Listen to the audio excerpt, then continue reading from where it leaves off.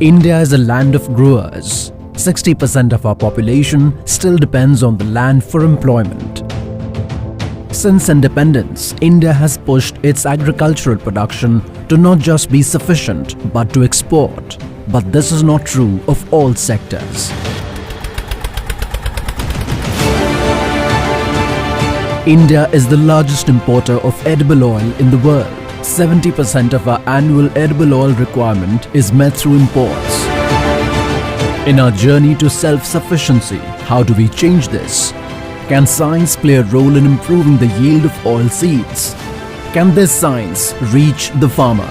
Can we move to become more Atmanirbhat in this area?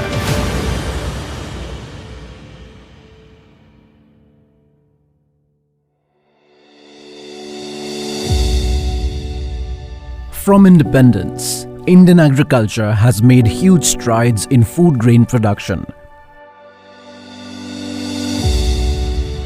In the 50s and 60s, we suffered from food shortages and were forced to import grain.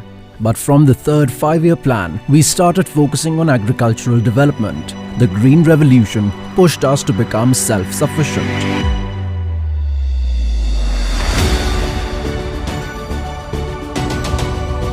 And since then, we have moved into an area where we can export agricultural produce.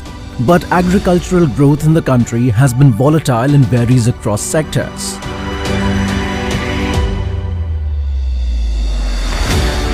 Though India has emerged as an exporter of food produce in many sectors, the country still remains an importer in other areas like edible oils, as the oilseed production in India is still way below than the domestic demand. India imports nearly 70% of our edible oil needs, which is about 23 million tons of oil. To be truly self-sufficient, we need to change this.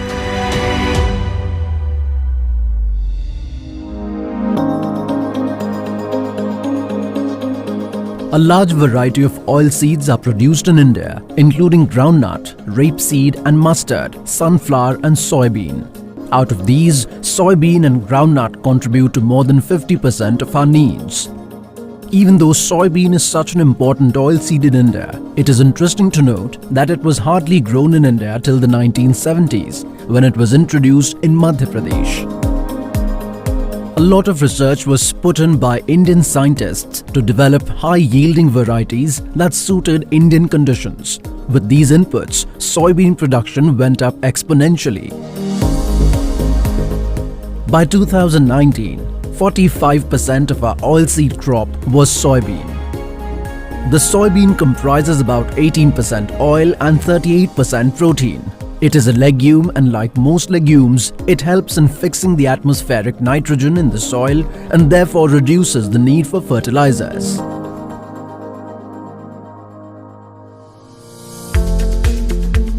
One of the big constraints of increasing soybean production has been the fact that soybean grows largely in rain-fed areas. Only 1/4 of the oilseed producing area in the country remains under irrigation. So any fluctuations in the rainfall could affect the crop. And of course, a drought would be disastrous.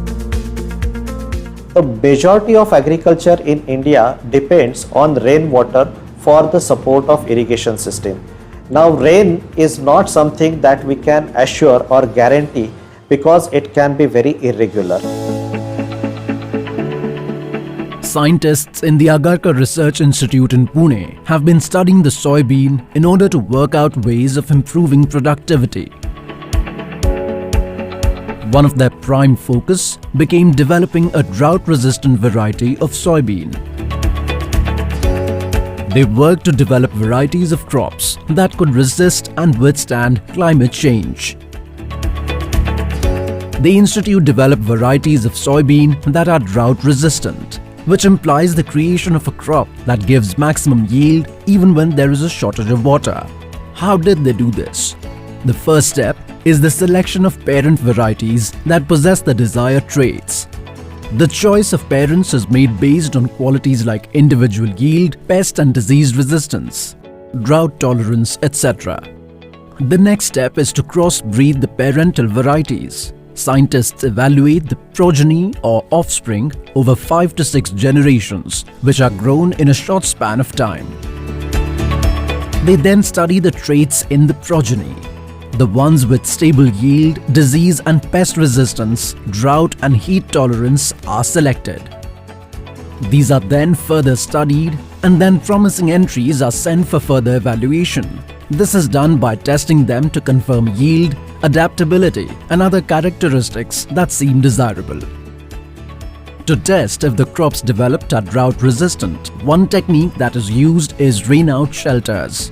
These shelters keep out a fixed amount of the rainfall and hence work as a good tool to see how different seeds work with different conditions.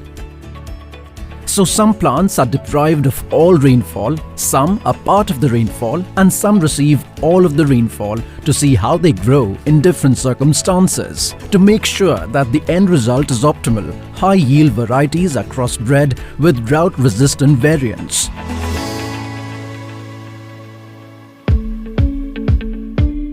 The institute has come up with several varieties of soybean. The MACS 1281 is the best climate-resistant seed variety. The yield of this variety is 39 quintal per hectare. This variety is resistant to drought at the terminal stage. With these seeds, the farmers across the country have received a 7,000 to 10,000 per hectare increase in income. The specialty of this MACS 1281 variety is tolerant to the drought at terminal stage. Means when the crop is ready to reach the maturity and if a drought like calamity, natural calamity comes, this variety is tolerant to that drought. The MACS 1188 has 38 quintal per hectare yield potential with the resistance to various insects and disease or pests. Another problem faced with soy is that of the pod shattering before harvest, where the seeds are scattered. This results in a significant reduction in the yield. In the new varieties developed, the pod does not shatter. In normal soybeans, the pod shatters if it is not harvested within 90 to 95 days. However, with the new variety, the pod doesn't shatter even after 110 or 115 days. It takes about 9 to 12 years to develop the right seed and an additional 2 to 3 years for the seeds to reach the farmers for cultivation. Before the farmers start it, there are demonstrations where the seed is grown and they are showed the benefits. The seeds are then supplied to various farmer producer companies, the National Seeds Corporation, etc., from where the farmer can access them. Innovations like this are key to pushing our agricultural output, helping our farmers and gaining self-sufficiency. India has definitely been gaining an independence in terms of its requirement for agricultural support for its entire population. India has done tremendous progress in this particular area. Our scientists have developed a lot of varieties which have been resistant to several diseases. But more importantly, our scientists have developed varieties which require less of water and which require less of fertilizer or pesticide usage. But more research needs to be done to improve the yield of soybean. Also, do we have the technology to create the product?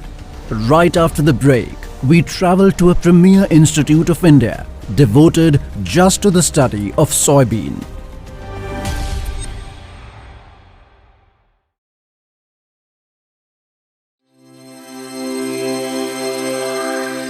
India Science Channel was launched in the year 2019 by the Department of Science and Technology, Government of India. The internet-based dedicated science web channel is being implemented and managed by Vigyan Prasar, committed towards science communication. The channel features science documentaries, discussions on current topics, interviews and different programs covering the entire landscape of science and technology to make science popular among the masses. India Science is a flagship project of Vigyan Prasar. And over a year and a half, we have produced more than 1,200 videos of different sizes, lengths, and from different genre and for different domains for the people of the country.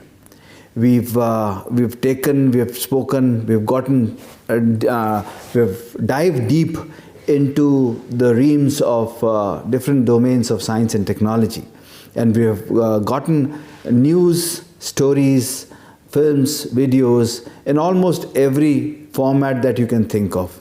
OTT, for that matter, is a great platform that helps anybody to look for any news, any item, any video, any documentary at any point in time. All you need to do is to subscribe a channel for it. One can also download India Science mobile app from Google Play Store or Apple Store to view this channel.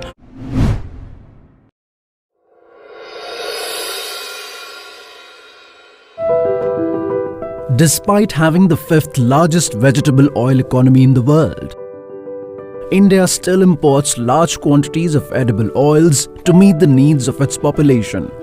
Currently, soybean contributes a large chunk of the oilseed production in India. However, the current productivity levels of soybean are much below the world average. India contributes only 4% in the total production of soybean across the globe. An increase in productivity could reduce our dependence on edible oil imports.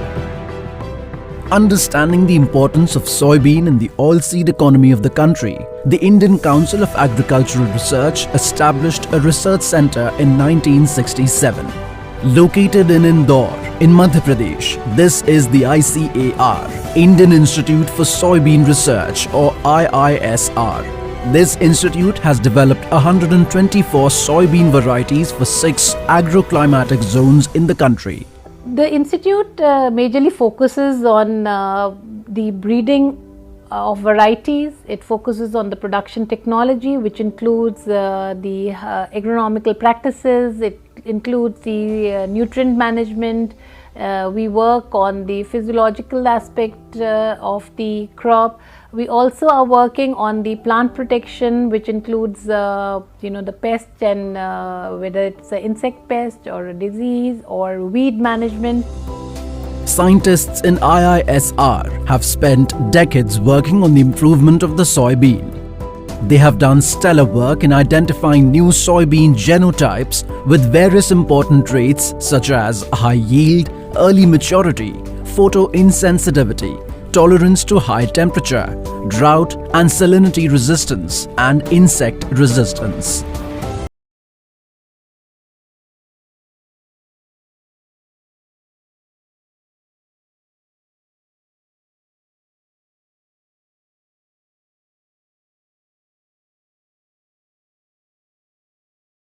Institute of Soybean Research has developed Indore Soya 136 recently, last year only, and it has been released.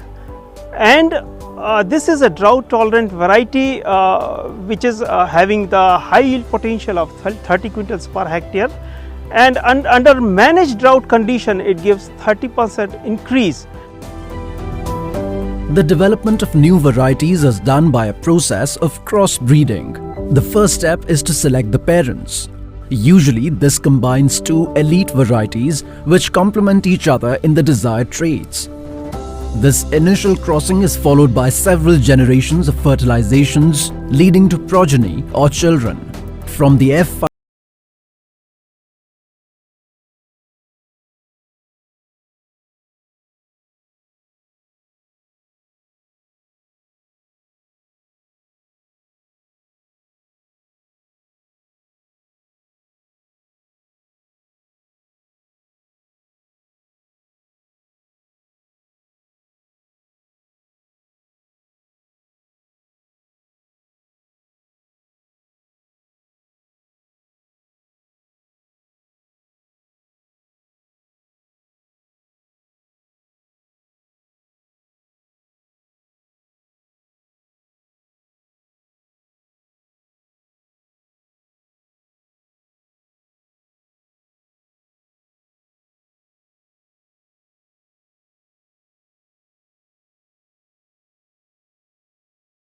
The way we help the farmers. They have created an app called Soybean Gyan, which helps the farmers access all necessary information. Farmers' fairs create awareness about the newly developed varieties and also provide guidance to the farmers regarding their crop and use of seeds. Indore मेला लगा था sir, वहाँ गया था मैं, ICAR का उद्बोधन। In farmers fair in Indore, I have heard from the scientists of ICAR that don't depend on one variety. So I changed this year and used two different varieties. This year some farmers got zero yield, some got 30 kgs.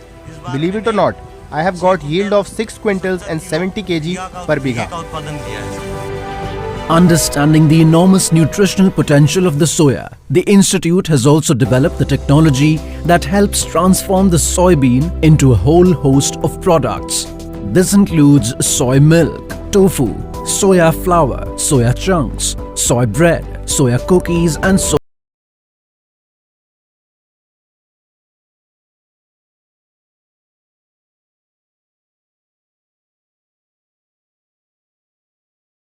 fruits, baby foods, and people who are diet conscious, the people who want to build their body, like they are available in gym and other places, and it is a very good source of low cost protein, which is of very high nutritional value and have all the amino acids. Reports suggest that including soybean-based foods may reduce the risk of various health problems, including cardiovascular disease, stroke, coronary heart disease, some cancers, and can also improve bone health. We have chakli and mud.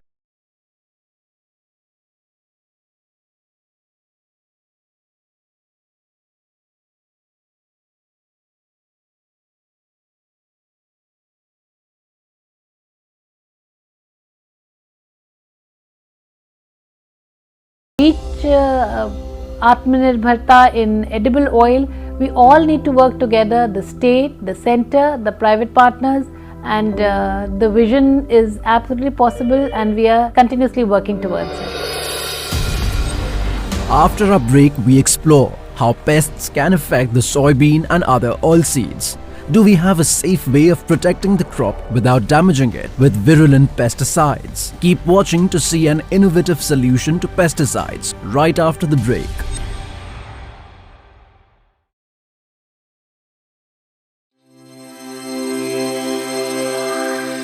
India Science Channel was launched in the year 2019 by the Department of Science and Technology, Government of India. The internet-based dedicated science web channel is being implemented and managed by Vigyan Prasar, committed towards science communication. The channel features science documentaries, discussions on current topics, interviews, and different programs covering the entire landscape of science and technology to make science popular among the masses. India Science is a flagship project of Vigyan Prasar. And over a year and a half, we have produced more than 1,200 videos of different sizes, lengths, and are from different genre and for different domains for the people of the country. We've taken, we have spoken, we've gotten, we've dived deep into the realms of different domains of science and technology, and we have gotten news, stories, films, videos in almost every format that you can think of. OTT, for that matter, is a great platform that helps anybody to look for any news, any item, any video, any documentary at any point in time. All you need to do is to subscribe a channel for it. One can also download India Science mobile app from Google Play Store or Apple Store to view this channel.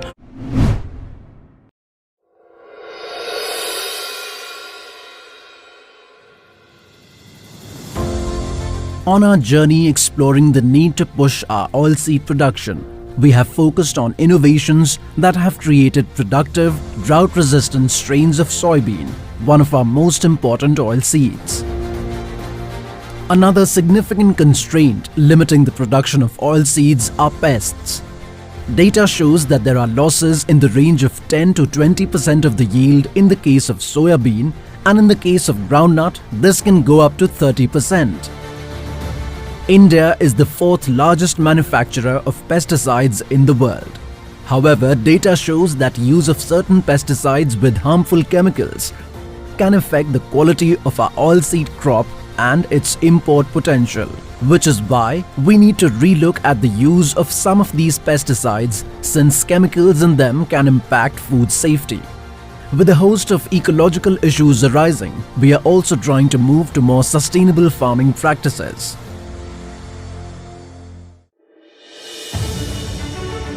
The movement forward needs to be in the development of safer and greener new pesticides.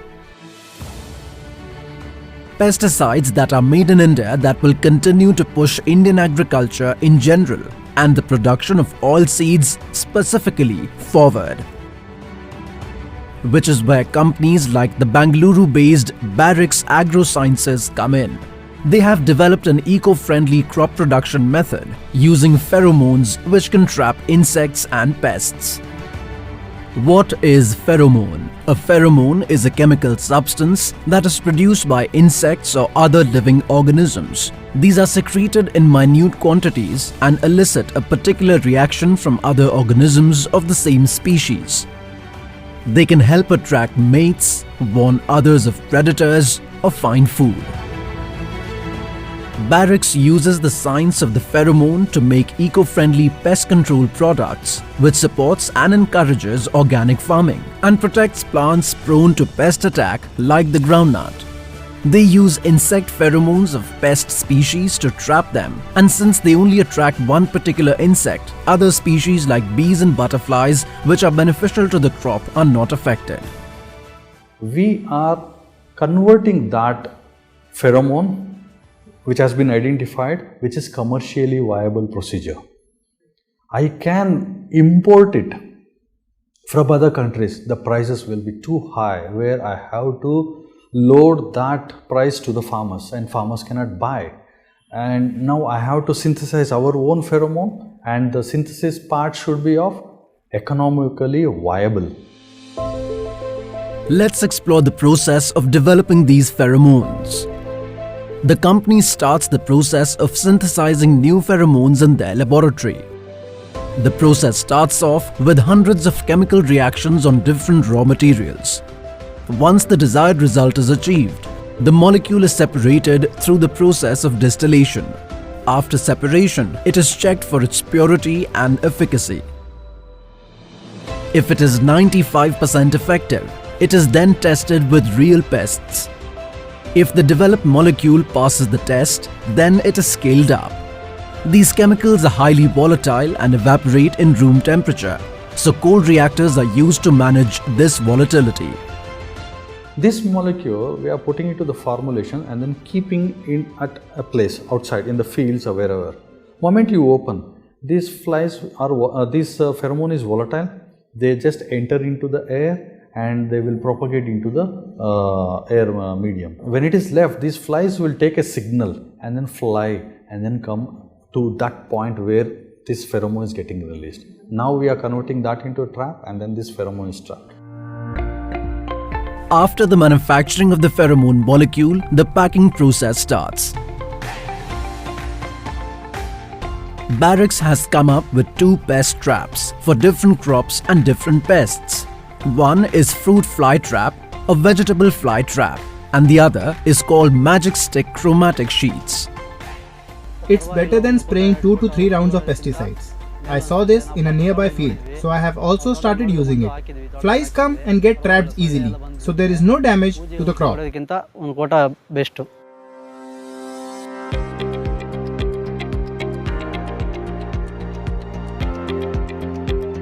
This innovation has not just helped the farmer get rid of pests, it has also increased the yield of important oilseed crops like the groundnut. In Andhra Pradesh, our product has been used by the farmers. That was the recording done by the agriculture department itself. He got 57% increase in yield. He used to get 4 tons of mangoes. He got 6.5 tons of mangoes. So that is the area where we are working in. It is like plant is giving naturally, the entire thing we are keeping it safeguarded. If the flies comes, damages, and then there is a part of the yield goes down. That yield has been put back.